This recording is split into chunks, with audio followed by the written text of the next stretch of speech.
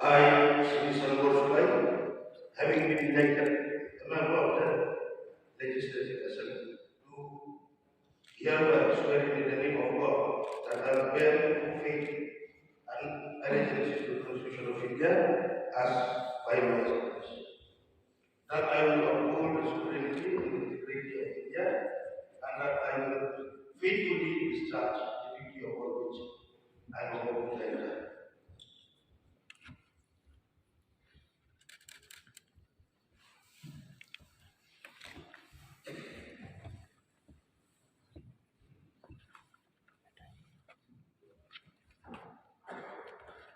Jai Hind.